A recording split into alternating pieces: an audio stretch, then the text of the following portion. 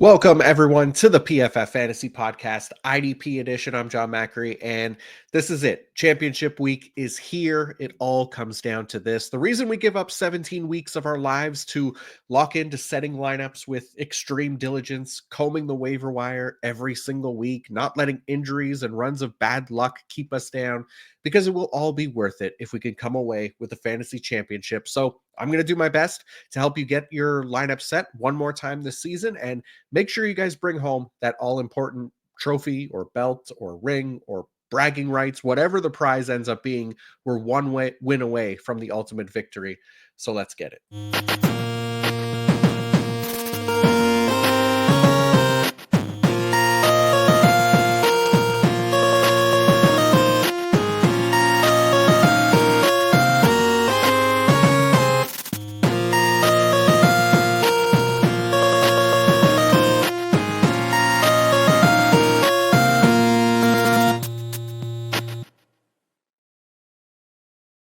All right, folks, we are on to the fantasy football finals. Like I said, it doesn't get bigger than this. The most important week of the year. I will be going game by game, breaking down all of the key matchup data, player insight, and information, as always, to help you with those very important lineup decisions. As always, if there isn't something, or if there is something that I don't cover, you want more clarification on, always feel free to shout questions in the comments. I'll hop in to get those answers. I know that I'm recording this on Christmas Eve here. We're going to have Christmas Day. I don't think we're going to get a lot of action on Christmas Day in the comment section, but you never know. I will try to get do my best to jump in there and answer questions as I can over the holidays. But yeah, you can always check out the IDP rankings. They'll be listed in the episode description. I'll include the IDP fantasy report in there as well. We'll have timestamps in the episode description as well, so you can find the games you're looking for. If you're watching this after Christmas, you could skip right past Kansas City, Pittsburgh, Baltimore, Houston, those games, and go right on to Thursday and beyond. So let's get into it. We're going to start with the two Christmas Day games, the first one being the Kansas City Chiefs and the Pittsburgh Steelers. So we'll start with Kansas City's IDPs here. Chris Jones, he was just listed as questionable. That literally just came across here when before we started recording. Now, again, he's somebody that are going to continue to start. He's just been dominating interior offensive lines. He did it again last week against the Texans, just didn't land the sack that we were hoping for. I'm going to continue to keep him as a starter, hope that upside hits and helps us win the week. The Steelers' O-line has been a bottom 10 unit for pass blocking, and Russell Wilson does have an above average tendency to take sacks as well. And this translates to George Karlaftis as well, even if he is kind of much more of like a volume dependent play, more so than the talent of Chris Jones. It's enough to kind of keep him in that edge 2 range this week. He played 86% of snaps in week 16, and he should be in for a similar workload this week. Other options on Kansas City, Nick Bolton, really the only one. This is a great matchup. Obviously, the Steelers given up the most tackles per game to the linebacker position. I'm still kind of treating Nick Bolton as a low-end LB2. Like he could easily have a great game, but considering his season so far, he can also lay a dud for us, right? So the matchup definitely helps. So that'll keep him in starting consideration this week. On the Steelers side of things, Minka Fitzpatrick, we talked about him getting more work in the box with Deshaun Elliott out last week, and he did. He got more box work last week. It wasn't as much as the week before, but he did come up with an interception to help with the kind of average tackle numbers, and he got that pick because he was technically lined up in the box at the time. So the alignment kind of continues to help. If Deshaun Elliott is out this week, that does help Minka's case. Otherwise, Deshaun Elliott's a solid play. As for DeMonte KZ, if Elliott is out, KZ was not a full-time safety in week 16, so I would avoid him as a potential fill-in option this week. He's almost exclusively playing deep anyways. TJ Watt, Alex Highsmith, both of those guys are locked in options regardless of matchup, both playing at an elite level. Highsmith especially looks great. And if not for the injuries this season, I really think Highsmith would likely be getting some more love in IDP circles. He's been awesome, deserving of a spot in our lineups, even if it is against that elusive little Mahomes back there. Still just somebody that's been very, very good. He even got the sack against Lamar Jackson last week in that tough matchup. So like this matchup, or don't like the matchup, but I like TJ Watt and Alex Highsmith as usual. Patrick Queen, like him as a top 12 play this week. He had a decent game in week 16, but another nice matchup this week against the Chiefs, who are seventh right now in tackles per game to the linebacker position. Okay, the other Christmas Day game is the Baltimore Ravens versus the Houston Texans. So starting with, Baltimore's linebackers, Roquan Smith, he's locked in for us as a starter, even if it isn't the best matchup. The Texans haven't given up a lot to opposing linebackers, but Roquan Smith, he's playing the lone full-time linebacker role for them, so that does help him get a lot of those tackles. It probably this matchup has me avoiding Malik Harrison if possible in deeper leagues. He only played 60% of snaps last week, which really just has him in kind of that LB5-ish territory anyways. Uh, on the defensive line for Baltimore, Kyle Van Noy had 1.5 sacks last week. He played about 56% of the snaps. Odafe Owe played a little more than the week prior. Than in previous weeks, he was at 55% last week. So I trust Van Noy more as a streamer if you're in need. CJ Stroud will take sacks, as we know. And Madubuike, also obviously a fine DT required option. And then Kyle Hamilton, too. Nice matchup for him and Ardarius Washington this week, at least on paper, with the Texans, who are giving up the fifth most tackles per game to the safety position. Hamilton is roaming around a bit more. So as much as he is still playing deep more than the start of the year, he is rotating down closer to the line of scrimmage at times. He played 25% in the box last week, 18% in the slot, 8% on the defensive line. So I have him as kind of a low end safety one this week. Washington maybe more in that safety 3 type range. All right, Thursday night football. It is the Seattle Seahawks and the Chicago Bears. We'll start with Seattle's defensive line, and Leonard Williams leads the way as far as options for this group. I have him as DT7 this week. Uchenna and Wosu actually led the way in snaps last week for the Seattle Edges. It was the first time this season that he actually played more than 50% of the snaps in a game as well. Obviously, he had the 2 injury stints, right? But it was promising enough, and heading into a good matchup against Caleb Williams that he has some streaming value if needed. Boye Mafe as well. He landed a sack last game. Caleb Williams has really been the key here, has made this a nice pass rushing matchup to target, just given his tendency to take sacks, has the second highest pressure to sack conversion rate in the league right now. For the Seattle linebackers, Ernest Jones, I got him as LB13 this week. I know it's not the best matchup. He's been solid, usually in that top 12 range for me, but he's outside that range right now. Because of the matchup. Tyrese Knight is the other option that he did not play a full-time role like he did in week 15 last week, that is. So I guess it was just kind of a one-time anomaly for the 5th round rookie here. So he kind of goes back to just being a deep league option only. So yeah, he played 100% of snaps in or close to it in week 16, but that he just went back to his regular role in week 100. Yeah, in week 15 he did, and then went back to his regular role in week 16. So Tyrese Knight, deep league option only. Seattle safeties, both of these guys coming off really quiet games, Julian Love and Kobe Bryant. Love especially with just 2 tackles. Both guys actually played over 80% of their snaps lined up deep.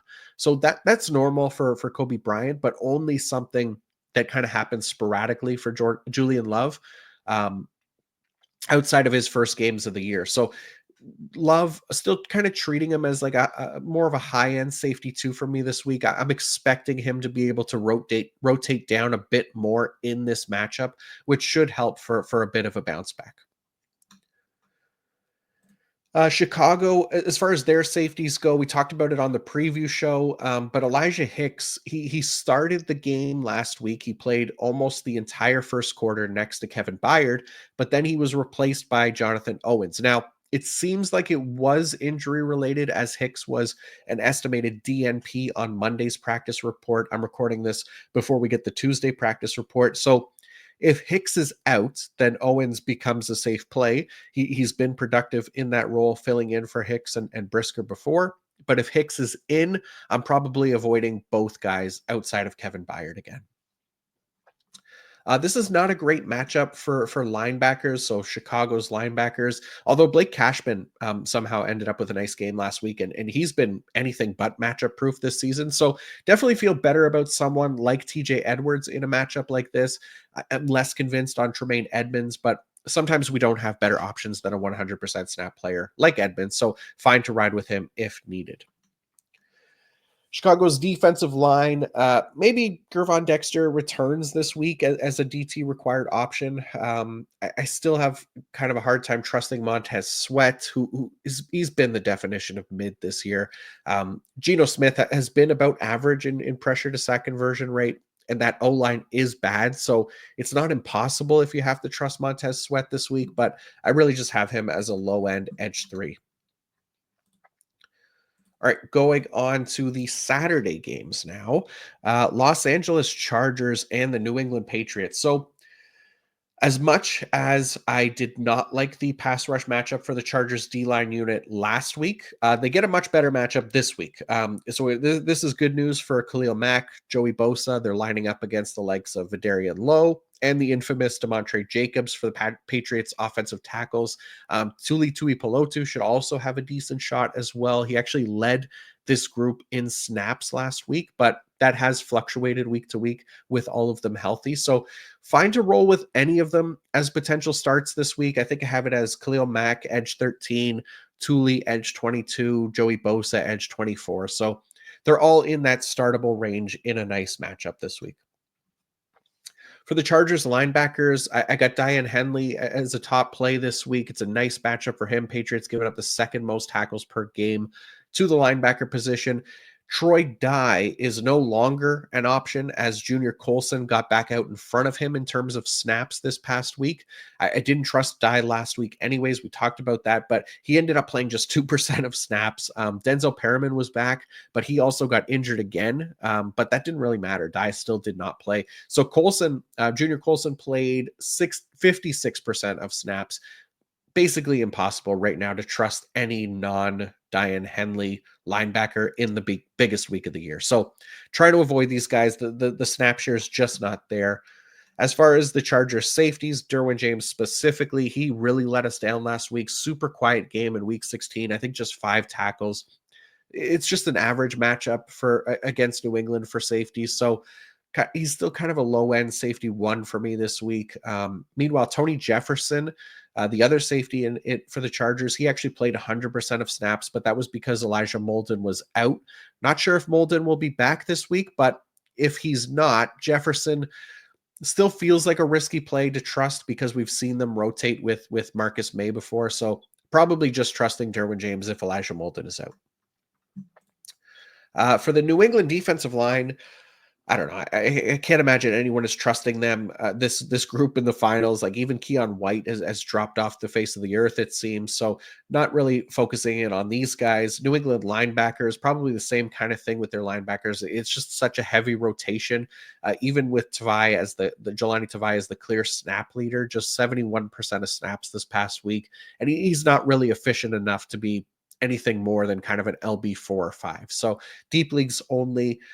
For New England safeties, Kyle Duggar, I got as a top 10 safety again this week. He played 52% of his snaps in the box this past week. I continue to trust him in our IDP lineups. We did see that with Jabril Peppers out last week that Marte Mapu got some play, but it wasn't anywhere close to a full-time role. We're avoiding Marte Mapu if Peppers is out. He's not a full-time player.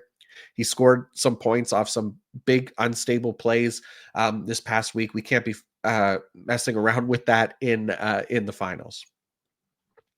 Almost swore. All right, on to Denver and Cincinnati there. So Denver, we'll start with their defensive line.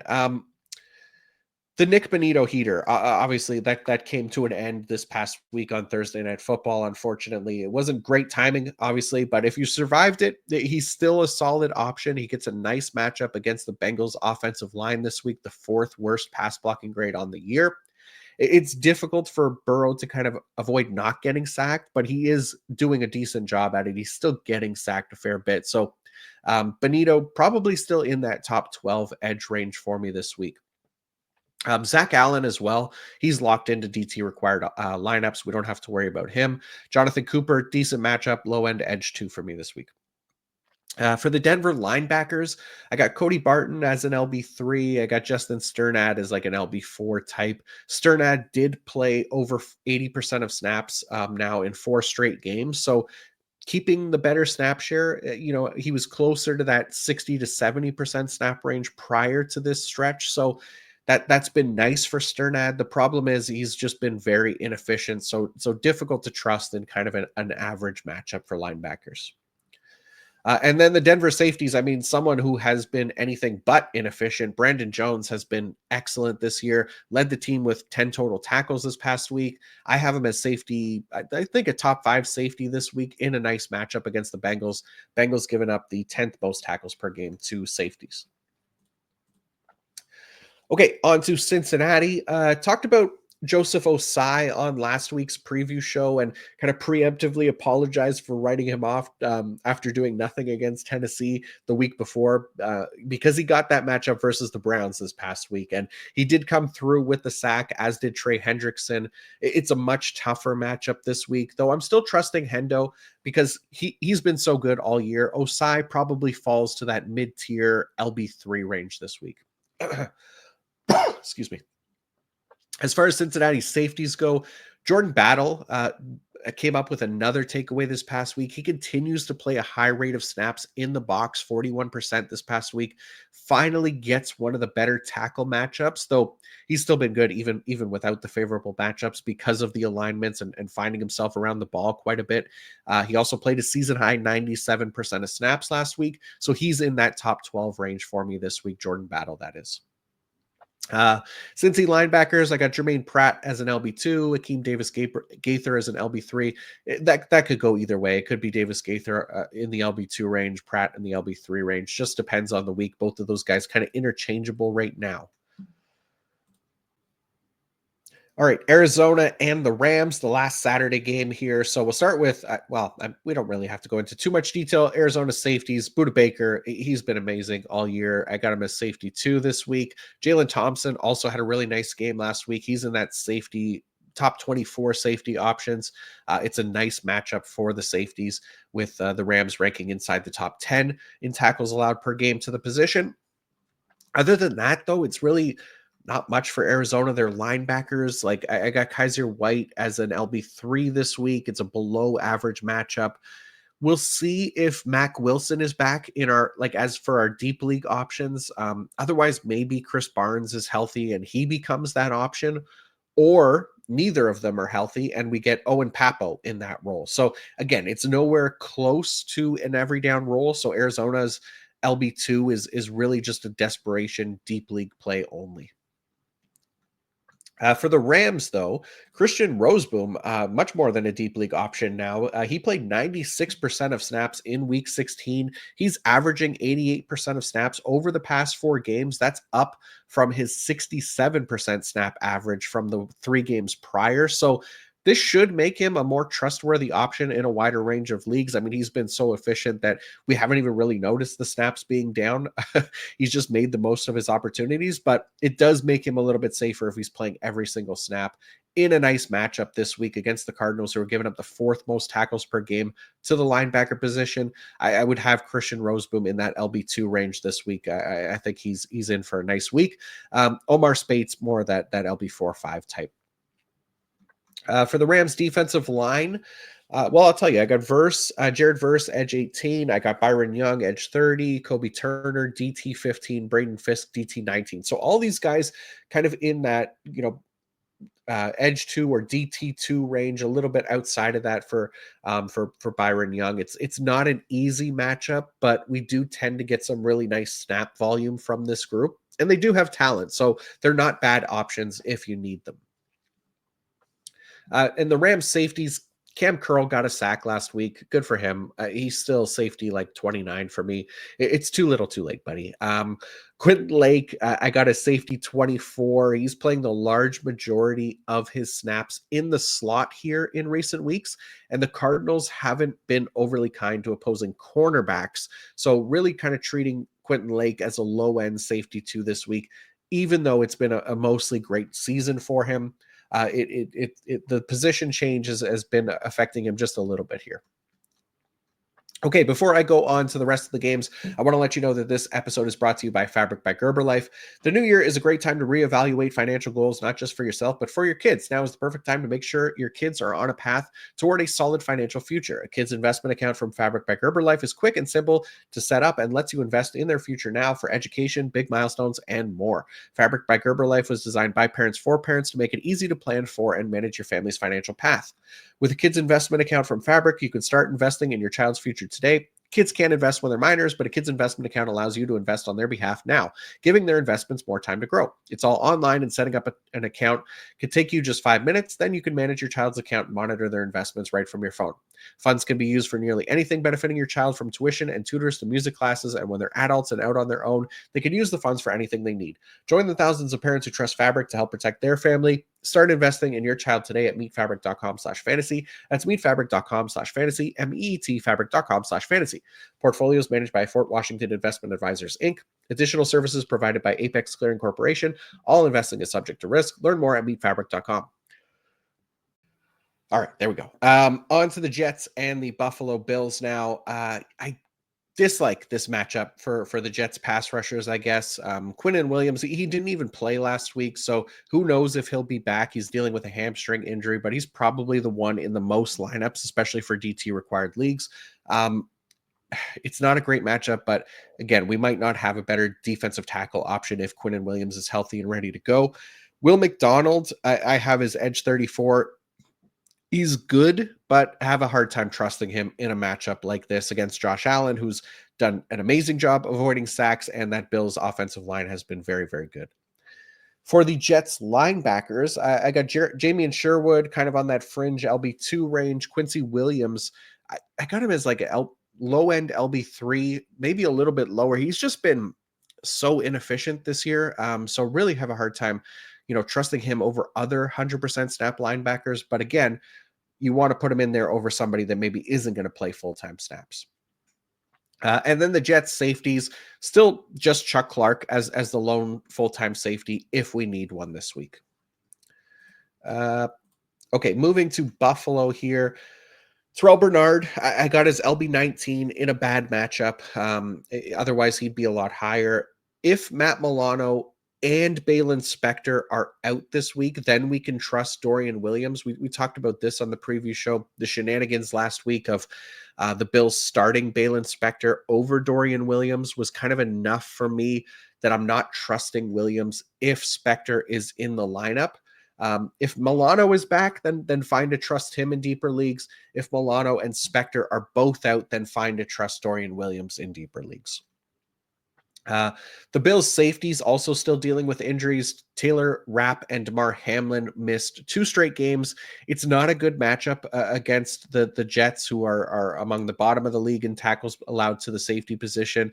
So if Rapp and Hamlin are out again this week, Cam Lewis and even Cole Bishop actually played full-time snaps as well last week. So both of those guys could become options if you need them. Bishop, again, played full-time snaps and played 47% of his snaps in the box. So he becomes interesting, but only if Rapp and Hamlin are out. Buffalo's defensive line, I got Greg Rousseau as a starter this week within that top 12. Like the matchup for him. AJ Epinesa, also kind of a streaming option.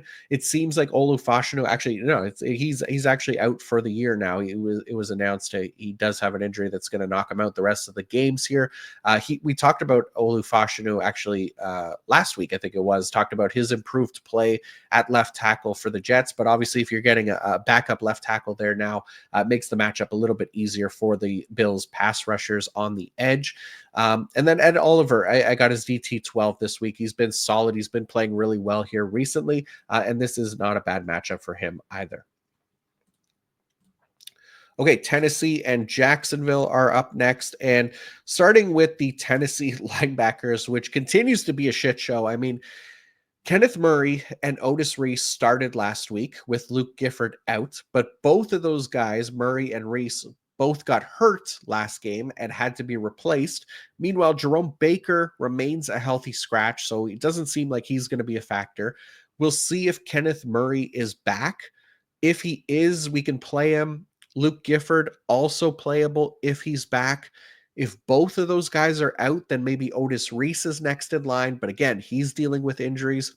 So if Reese is out, then it could be James Williams, and it could be Cedric Gray as well. If all those guys ahead of James Williams and Cedric Gray are out, either way, it's not a great matchup. So we're not treating any of them as anything more than like LB3s this week. They should play full-time roles if they can stay healthy. But yeah, it's not a great group here to choose from. But the nice thing is Tennessee is playing them for 100% of snaps. So they are relevant in those deep leagues if you need an option. For Tennessee safeties, Amani Hooker also got injured last week. He was replaced by Mike Brown. Daryl Worley remained in a full-time safety role. Kind of a below-average matchup here as well. So these guys really just depth options more than anything. For the defensive line for Tennessee, obviously we love Jeff Simmons. Got him as DT2 this week. He's been great. Harold Landry, not a bad matchup for him. I got him as edge 17 this week, and he's playing enough snaps that he's been productive as a tackler, and he could fall into some sacks as well. Jacksonville, not a whole lot going on here other than, Foye, low-end LB2. This has not been the same Foye that we've been used to over the past 3 seasons prior, where he was LB1 every single year. This defensive scheme has not worked for him. He's kind of a low-end LB2 at best right now. Devin Lloyd, same kind of thing. He's not playing a full-time role. He's more of that LB4 type. Jacksonville's defensive line, like this, was one of the better pass rush matchups, but Mason Rudolph has been much better at avoiding sacks than what Will Levis was back there. So I still like the matchup for Josh Hines-Allen and for Trayvon Walker. It's just not as good of a matchup as it is with Will Levis back there. So Hines-Allen did get a sack against Tennessee last time we watched this game. Trayvon Walker did not, but Josh Hines-Allen, still like him, in a nice spot to produce this week, as is Walker. I'd be happy starting either of these guys against that poor Tennessee offensive line. Okay, Green Bay and Minnesota next. Starting with Green Bay. So Quay Walker, we'll see if he's back this week. He was obviously dealing with that ankle injury. We talked about it quite a bit last week and how the Packers deploy their linebackers with Quay Walker out. And we did see that last night on Monday Night Football because Eric Wilson did play 100% of snaps with Quay Walker out. Edgerrin Cooper rotated with Isaiah McDuffie, though he did get at least some, or at least get more snaps than McDuffie. So let me see if I can pull up the exact snap share here quickly. So 69% for Edgerrin Cooper, which is nice, and 36% for Isaiah McDuffie. So obviously McDuffie not going to be an option for us, regardless of if Quay Walker is out. But Edgerrin Cooper, deep league option if Quay Walker is out again, and even actually if Quay Walker is back in, the Edgerrin Cooper snap share probably still stays around that 70-ish% range, where Eric Wilson also becomes an option again if Quay Walker is out, but he is only an option if Quay Walker is out. Otherwise, he goes back to the bench for the Packers and doesn't really do anything, but should play 100% of snaps if Walker's out. Green Bay's defensive backs, we saw Jair Alexander, Javon Bullard, and Evan Williams were all out in Week 16. So Zane Anderson filled in at safety, but I think he also got hurt in that game. So not ideal there. I think we're really just trusting Xavier McKinney, even though it isn't a great matchup. He's at least been fairly consistent as far as an IDP goes. Keyshawn Nixon, he didn't get like a chance to do a whole lot in that game against the Saints offense because they were terrible. But he did get the sack fumble on Spencer Rattler, so that helped make up for it. But yeah, they'll face a much better defense here. Much better offense Green Bay will face this week against Minnesota compared to whatever that was that the Saints put together on Monday night. And then for their defensive line, Rashawn Gary actually had a really nice game on the limited snaps that we saw him, because they didn't need to play their starters much on defense for the Packers, but 44% win rate and 33% pressure rate for Rashawn Gary. Didn't get the sack, but still playing pretty well here. It's not the most amazing matchup. Sam Darnold has a tendency to take sacks, but really just kind of a desperation play if you need it. Same thing with Devontae Wyatt, their defensive tackle there. He's also been really solid, and a fine fill-in if you need him. So I know I played him over Quinnen Williams, who was injured, and Devontae Wyatt had himself a nice game last week. So maybe we could get a little bit more of that if we're looking for a DT fill-in. Minnesota's defensive line, Jonathan Grenard, Andrew Van Ginkel. This is a more difficult pass rush matchup for them. We've talked about the Packers' offensive line before. We've talked about Jordan Love's excellent ability to avoid sacks. So treating these guys kind of on the fringe of that top 12 range because they've been really good this year. We saw Van Ginkel get 2 sacks. We've seen Greenard get multiple sacks in a game. Greenard delivering some really strong pass rush metrics as well. So they have the potential to overcome this tough matchup, but it's not likely to be one of those huge games. So there'll be starters for us, but there might be a few more guys that we like a little bit more in better matchups. For the safeties in Minnesota, we saw Harrison Smith last week's game. He was kind of replaced by committee, but Josh Metellus is really the guy that we like here. He played 72% of his snaps in the box last week, so he's a top 5 safety for me this week. Cam Bynum, also an option for deeper leagues, but he played 81% deep. He's found ways to be productive, but really Josh Metellus is the guy that we like the most here. And then we'll see if Harrison Smith is back. He's playable if he is. And then their linebackers, not including Josh Metellus, who did basically play linebacker again last week. It's only Blake Cashman. Blake Cashman I got as an LB3 this week. It's a little bit of above average matchup, but he's been a little up and down, a little inefficient for most of the year outside of last week. Okay, Las Vegas and New Orleans is up here, and we'll start with the Raiders. So the Raiders defensive line, I guess, because we just talked about how bad the Saints offense was, and their offensive line especially is a big part of that. So the Raiders defensive line, Kayvon Chason kind of remains an interesting streamer against this bad offensive line of the Saints, and potentially Spencer Rattler again. So Chason is playing a ton with Max Crosby out. He's playing up over 90% of snaps every week. He was able to find his way into a sack against his former team last week, the Jacksonville Jaguars. But really the main thing, that many snaps for Chason against this offense gives him a decent chance to kind of do it again. If Derek Carr returns, then I like this matchup less for Chason because Carr has kind of been the exact opposite of Spencer Rattler as far as, taking sacks. Carr has been much better at it. So it does seem possible that Carr could be back, but for now, treating it as a nice matchup if Spencer Rattler's back there again. For the Raiders linebackers, not a whole lot here. I mean, to go into Robert Spillane, LB10 this week. Divine Diablo, he kind of hovers around that 60% snap range, LB4-5 type. The Raiders safety. So Trayvon Merrick, I got his low-end safety 2 this week. He played 55% of his snaps in the box, but just didn't do anything with it this past week, which was really frustrating. Isaiah Polamau out-tackled Merrick for the 2nd straight game, despite playing mostly deep.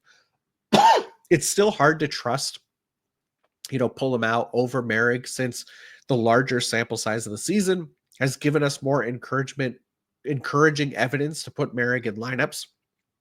Plus, if you tell me the guy that's going to play 55% of the snaps, I'll happily take that. Losing my voice. Pause.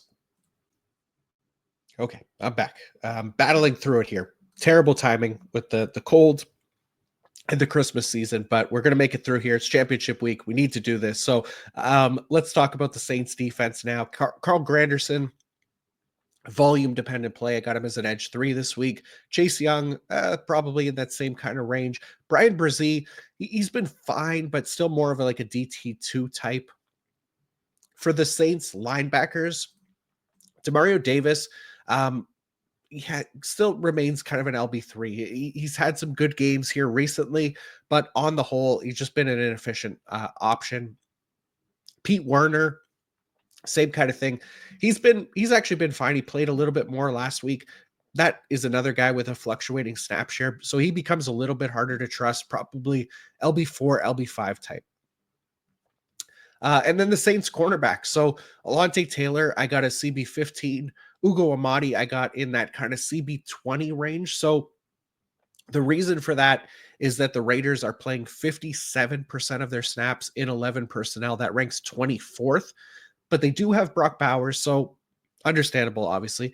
The Saints might roll with Amadi out there to help them with Bowers, but we saw it just as recently as this past week where Amadi played only 61% of snaps against Green Bay. So it's not a guarantee that he plays that 75% snap range or higher, but should be at least in that CP2 range based on everything that he's done this year. Has been very effective.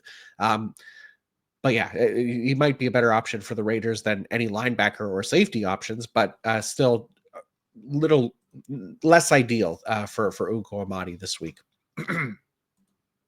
Okay. Indianapolis and the New York Giants are up next here. And quickly on the Indianapolis linebackers. So Zaire Franklin, I know it wasn't a great game for him last week, but still a nice option for us every week.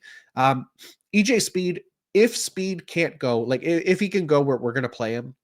If he can't go, Jalen Carley's it becomes a cheat code to potentially plug into lineups because he does have a DB designation on some platforms.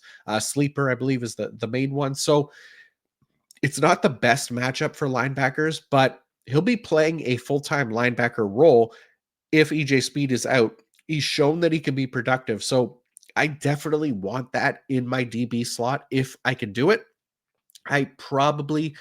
There's probably only like a couple safeties that I wouldn't play him over. Like it's probably just Brian Branch and Buda Baker at this point. So, yeah, Jalen Carley's, if you can get him, if EJ Speed is out and you could plug him into a DB spot, that could be huge for our finals week.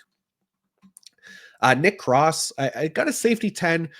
He's coming off a down week with just one effing tackle. You can't do much worse than that. He's been much better than this all year. I don't know what happened there. Played the full-time snap share. It's not a great matchup again this week, but again, the box snaps, everything else is there for him. He's overcome these poor matchups before. So for the most part, still trusting him. And then the Indianapolis defensive line, Laiatu Latu has been their top guy, or he is their top guy now for me, outside of DeForest Buckner, of course. But Latu led the Colts edges in snaps this past week. He's definitely flashed some potential. Gets a nice matchup here against Drew Lock and company. So I got Latu as kind of a low end edge 2 this week. Quiddy Pay more in that LB or edge 3 range. For the Giants, so Bobby Okereke, we know, is on IR.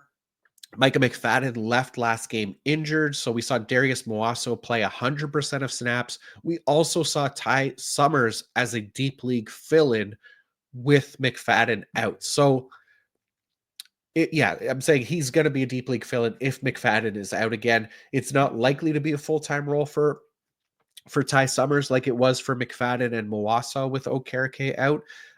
But if McFadden's out, Summers becomes a deep league option. Moasso should play around 100% of snaps again, even if McFadden is in, because we saw that before as well. For the Giants safeties, the Dane Belton magic kind of disappeared pretty quickly, even in a great matchup last week. It doesn't mean he can't be productive again. He still played 35% in the snaps in the box, but it is a below average matchup this week. So more of a low end safety too for me this week. Outside of that, not a great matchup for the pass rushers, but Brian Burns has been pretty solid. I got him as edge 15. Kayvon Thibodeau, we've talked about him quite a bit this season, his disappointing season. Disappointing pass rush metrics, edge 3, edge 4 type this week against the Colts, and Anthony Richardson, who continues to be very good at avoiding sacks. All right, Carolina and Tampa Bay next. So Carolina's linebackers, Jose Jewell, I continue to like him as a starter here, but Jacoby Windmon, we saw him play 76% of snaps last week with Trevin Wallace and Clouden Sherrillis on IR. Windmon is not a full-time option. Now, the Carolina Panthers also signed Chandler Wooten on Tuesday, today. So it is possible that Wooten plays ahead of Windmon just because he has some familiarity with that defense as well. And Windmon, I mean, really, this guy's like 4th, 5th string, maybe. I mean, so is Shirtless, or yeah, or Sora's Wooten. But it makes it really risky here that Chandler Wooten has been signed. So I would be probably avoiding the LB2 for Carolina this week, just focusing on Jose Jewell. For Carolina's defensive line, DJ Wanham, I got as a kind of an edge 3 again. He played 90% of snaps last week, got a sack. Baker Mayfield has been taking sacks this year, so it's not a terrible matchup to stream him again if you need to. Ashawn Robinson, also still a strong option in DT required leagues. For the Carolina safeties, Xavier Woods, I got a safety 14. We did actually see Damani Richardson got the start opposite of Xavier Woods this past week because Jordan Fuller was a healthy scratch. So Damani Richardson, again, deep leagues only if you need him. He got an interception last week, so that helped his point totals. But again, he played 100% of snaps. Jordan Fuller, we have to make sure that he's not in lineups. On Tampa Bay, so their linebackers, Levante David, I got his LB 27. KJ Britt, I got his is like LB 5 or 6. Even if he plays, like he hasn't played a couple weeks now, but it's not going to be a full-time role. It's not a good matchup against Carolina.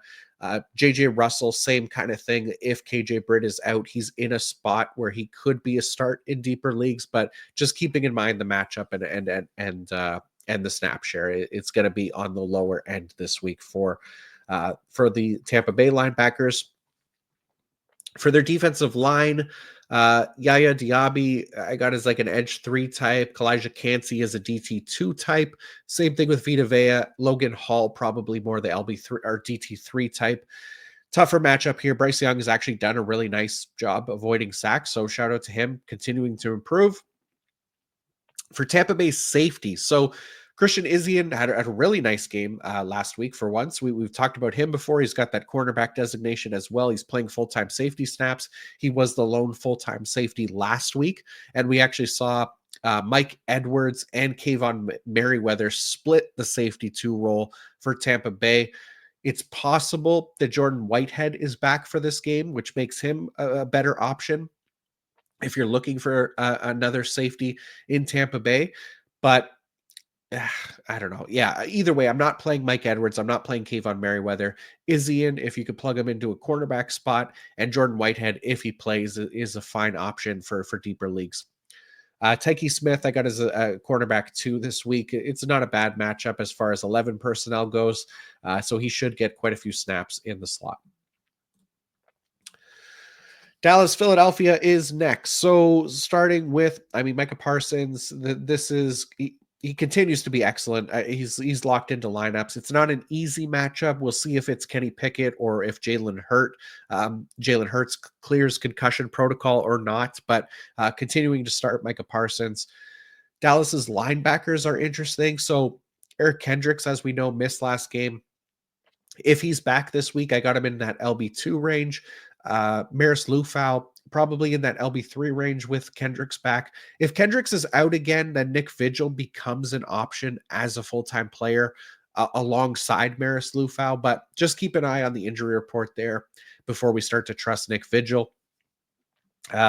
Dallas' safeties. So Donovan Wilson, he's a fine safety 3. He actually played 47% of snaps in the box last week, so that was solid. He's really the one that we trust the most. Malik Hooker playing almost exclusively deep, but could be fine in those deeper leagues as well.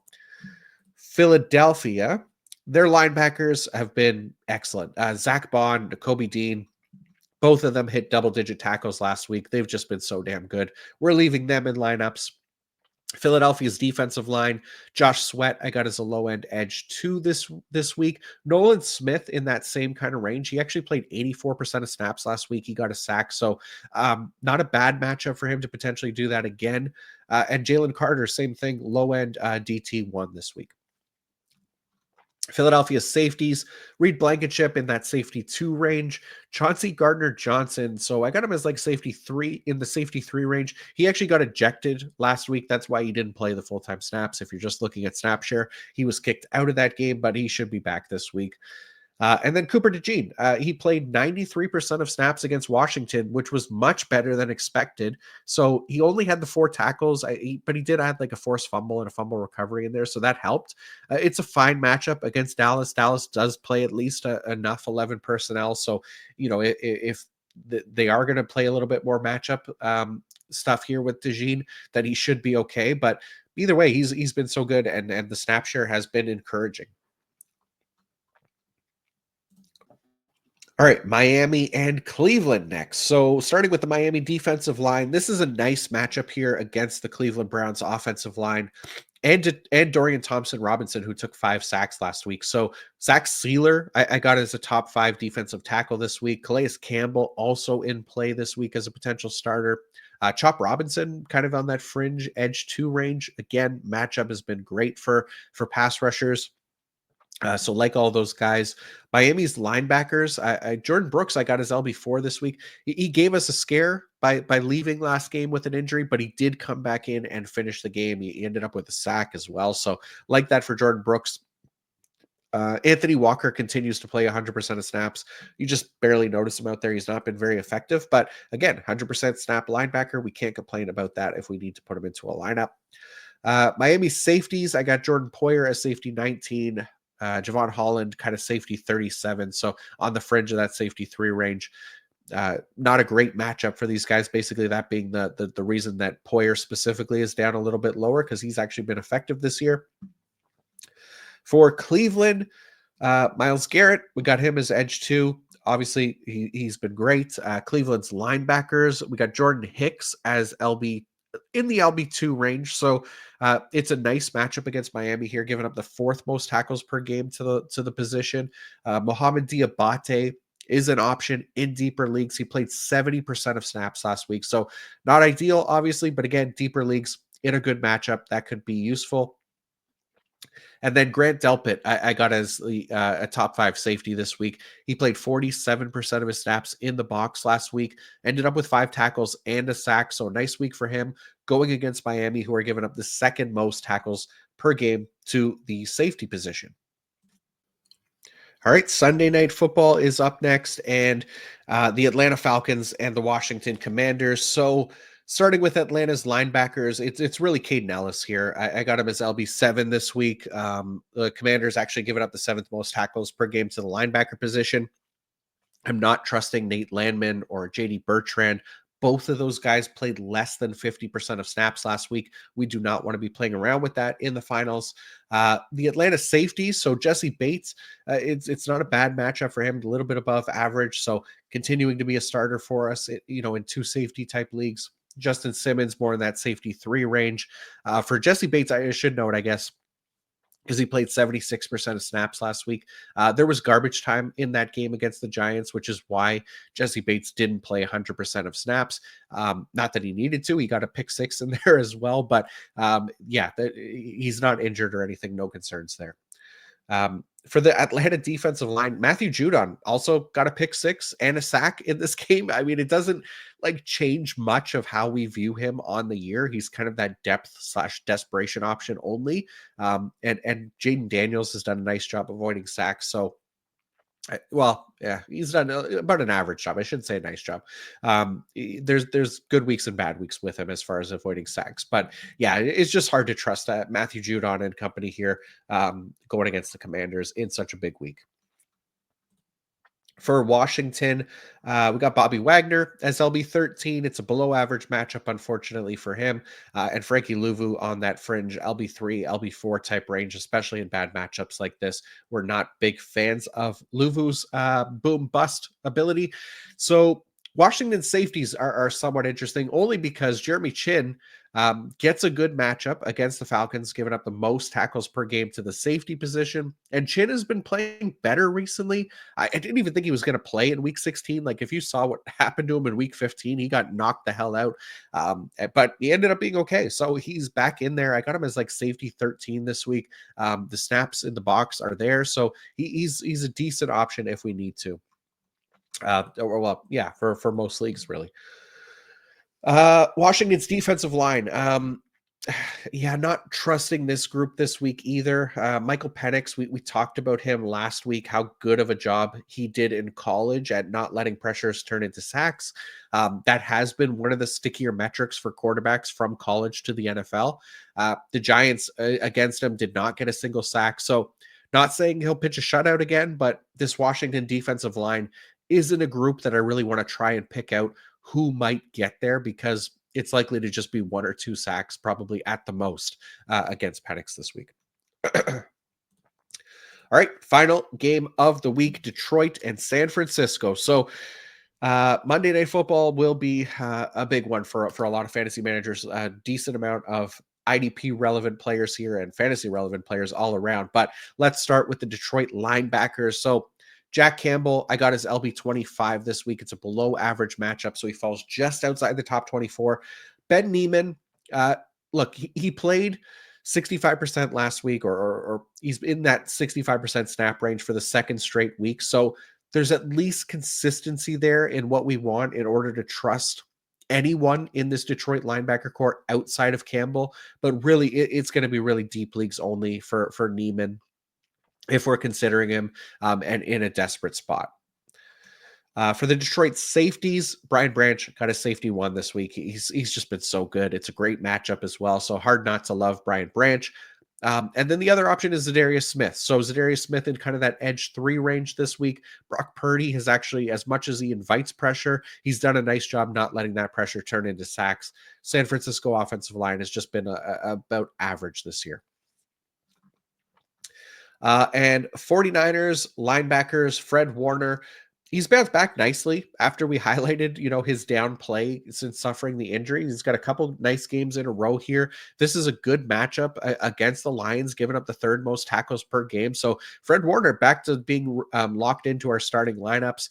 The other linebacker position, though, for the 49ers was Dre Greenlaw, but he got injured again. So we talked about this one on the recap show. 4 snaps into the game, suffered an injury, did not return. D. Winters came in for Greenlaw and played not a full-time role. So we're going to consider Winters more for deeper leagues, if anything, if Greenlaw is out again, which feels like maybe he will be. But again, it's Monday night, so hopefully it doesn't go right down to the wire. Hopefully we get some clarity before then.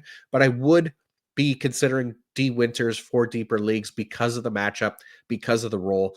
And if Greenlaw is out.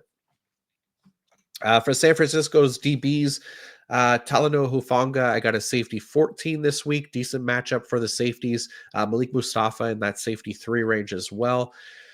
Diamador Lenore, Charvarius Ward, these guys are solid cornerback options too if you need them.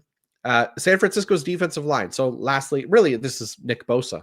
So Nick Bosa, he's a tough one to sit. I don't think we're sitting him even in not an ideal matchup. He did play 70% of snaps last week. It wasn't a great game for him. He draws Penei Sewell this week. The team is out of the playoffs, so it's a little concerning, but maybe he'll be incentivized to get some sacks here and not let the season be a total wash. It's hard to bench Nick Bosa. I mean, we'll see who your options are, but I can't imagine there's many rosters out there with a lot of edge rushers better than Nick Bosa. So you continue to lock him in because he's playing the snaps. There hasn't really been a major concern there. That would be the only thing. So if he can, if anyone could overcome the matchup, it would be Nick Bosa, but he's got to be playing at a higher level. So I think that's going to do it, guys. That is a wrap for me this week, and it's a wrap for me this season as well. So I really hope that helps you guys win your championships here in 2024. I hope you've enjoyed the show and found it helpful all season. I can't thank you guys enough for tuning in every week, trusting me with your start sit questions, all the kind words and support of the show. I've always known that the IDP community is the best community, and you guys have only helped reinforce that thinking. So with all the interactions all season long, you guys have been amazing. I'll be doing more content throughout the offseason, including around free agency and the NFL draft and some dynasty stuff in there. We'll get guests back as well. Dynasty rankings and all that kind of stuff. All the fun offseason stuff. If you're into that, we will be back. So hopefully I'll see you then. Otherwise, thank you all for a great season. Hopefully, we can run it back next year. I will absolutely be rooting for you guys to get those championships to close out this season. Merry Christmas. Happy holidays, however, you're celebrating this holiday season. Hopefully, you're doing it with a fantasy championship. Thank you all again. And until next year, peace out.